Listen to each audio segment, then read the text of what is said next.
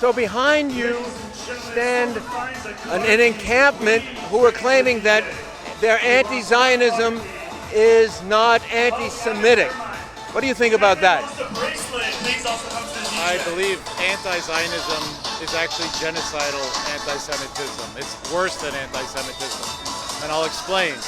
If you don't believe that the Jews have a right to have their own safe place to live where they can defend themselves despite centuries of persecution, ethnic cleansing, and attempted annihilation and extermination, then you are worse than an anti-Semite.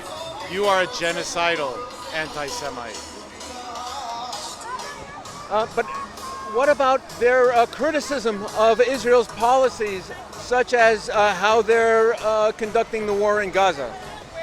I think people have a right to criticize governments. I think people have a right to have their views in terms of how governments, but fundamentally Israel has a right to defend itself. And once you pass into an area where you think Israel cannot exist, or that Israel needs to be annihilated or wiped off from the earth, then you're passing into genocidal anti-Semitism. And that's why anti-Zionism is genocidal anti-Semitism. How do you feel about the characterizations that Israel is committing genocide against the people of Gaza? I think that Israel has a right to defend itself. I think they're conducting a war against Hamas. I think the war could end today if Hamas surrendered. They've lost the war already.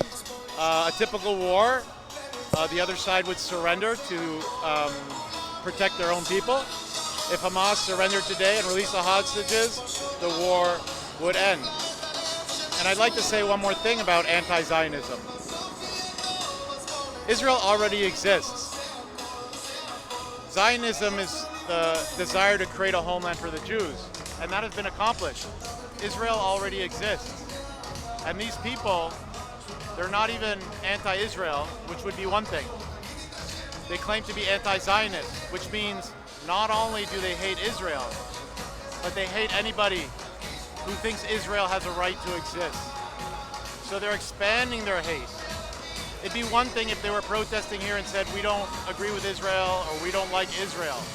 But as soon as they say we're anti-Zionist, that conflates the problem to being anybody that supports Israel, that expands their ability to hate, which we believe expands it to all Jews, which is, when you hear their chants, is actually what they really believe, because anti-Zionism is genocidal anti-Semitism.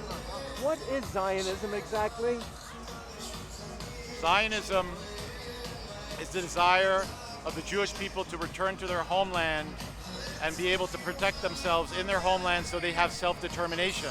Throughout history, Jews have been reliant on the kindness of strangers, which historically has been not the case. In Europe, for example, where Jews were a minority, they were always persecuted. They were always one problem or another that led to their persecution and massacres. The same thing happened in the Middle East. In fact, the Middle East was almost as bad as Europe, or just as bad in many cases. Pogroms, massacres that happened way before even Zionism existed. So there's a myth that that the Arabs treated the Jews peacefully in the Middle East, and that is just a myth if you look at the history. What are Zionists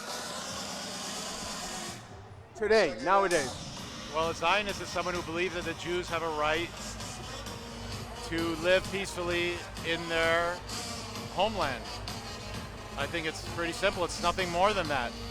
And if you look at Israel, Israel is a multicultural society. It's a free country. It's a democracy. Everybody has equal rights in Israel. There are 2 million Arabs that live there. My understanding is there are 400 mosques in Israel. When I was there recently, every evening you could hear the call to prayer. It's a very inclusive place. But fundamentally, Zionism is just a belief that Jews should have the right to live in their homeland in peace and be able to have self-determination. And that's it. And now Israel exists. So to start being anti-Zionist doesn't even mean anything except that it's genocidal, because Israel exists. You're not going anywhere. Encouraging people to think that they can take over Israel is just a call for genocide, because the people of Israel are not going anywhere. So the only way you try to end Zionism would be to annihilate the Jewish people. So it's very clear, and they know it. These people, they know it very clearly. The chance that they do, the things that they say, they very much know that when they say anti-Zionism, it's not just anti-Semitism, it's genocidal anti-Semitism. By the way, did the Israelis steal Palestinian land? I'm sorry? Did the Israelis steal Palestinian land to create Israel? No, I don't believe that. First of all, when the Jews came, they purchased about 463,000 acres of land over the course of many years, which they bought willingly from the Arabs. That's the size of the Smoky Mountain National Park. That's how much land they purchased. In addition, Arabs also immigrated to Israel, or to the Mandate, in mass. In 1900, for example, there were about 200,000 Arabs. And you can read about that in an article in the New York Times. They've estimated about 200,000 Arabs and 40,000 Jews at that time. By the time of 1947, there were 1.2 million Arabs. And that's between 2 world wars. That growth in population could only occur with massive immigration, which has been confirmed by 2 census studies that the British did in 1922 and 1931 that showed that about 40% of immigration was Arab. And they came from Egypt, they came from Algeria, they came from Yemen, they came from Syria, they came from Iraq, they came from Turkey. And I'm not disputing that they have a right to immigrate, but that means the Jews also had a right to return to their homeland. And that's why the UN felt that it was fair to share the land, because although there were some people that have been there for centuries, both Arabs, Jews, as well as Druze, as well as Christians, the idea that a people, that the Arabs, which by the way got 99% of the land after the fall of the Ottoman Empire, the idea that they had to have 100% and not give any land to any of the indigenous people, including the Kurds, including the Maronite Christians and other native people, that's absurd. And so it's very clear that even before the 1900s, there was massive Arab immigration and Muslim immigration to this land. In 1840, 30,000 Egyptians immigrated to this area to avoid the draft. Also, as the Ottoman Empire fell, there was immigration from Russia, the Circassians. You had immigration from Algeria. You had immigration from Bosnia.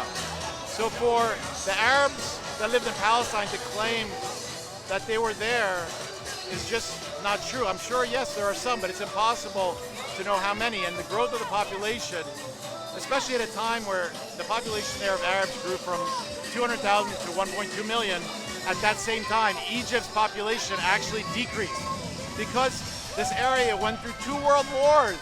So it's impossible for that growth of population to be natural. It's immigration, which is fine, but which also proves that sharing the land is the fair outcome, which unfortunately the Arabs were unwilling to do.